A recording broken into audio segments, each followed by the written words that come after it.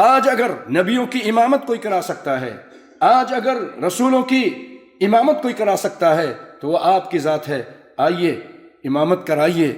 اور پھر بھائیو آپ نے امامت کرائی، اور امامت کرا کر دنیا والوں کو اللہ تعالیٰ نے بتا دیا کہ میرا نبی سارے نبیوں سے، سارے رسولوں سے، دنیا کے کائنات کے سب لوگوں سے زیادہ افضل ہے۔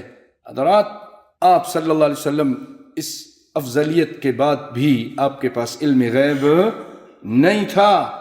اللہ قرآن پاک میں کہہ رہا ہے، ایک نہیں کئی جگہ کہہ رہا ہے، قُل لَا أَقُولُ لَكُمْ عِنْدِي خَزَائِنُ اللَّهِ وَلَا أَعْلَمُ الْغَيْبِ۔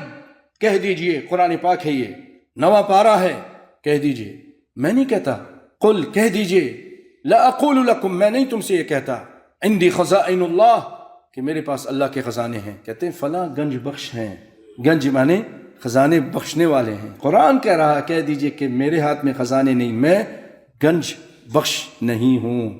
جب آپ نہیں ہو سکتے کوئی اور کیسے ہو سکتا ہے؟ ولا اعلم الغیب، اور میں علم غیب بھی نہیں رکھتا۔ پریشان نہ ہو، یہ قرآن پاک ہے۔ اگر آپ کو اندر سے تشویش ہوتی ہے تو آپ اعوذ باللہ پڑھیں، یہ قرآن ہے۔ شیطان آتا ہے کہتا ہے یہ دیکھو یہ ولیوں کا مخالف ہے۔ ولیوں کا مخالف نہیں ہے، جو صحیح ولی ہیں ہم ان کو مانتے ہیں۔ ہم جو وہ عقیدہ ہے، خراب عقیدہ، قرآن کے خلاف باطل عقیدہ، حدیث کے خلاف عقیدہ، ہم اس کے مخالف ہیں، کیونکہ وہ عقیدہ انسان کو جہنم تک پہنچا دے گا۔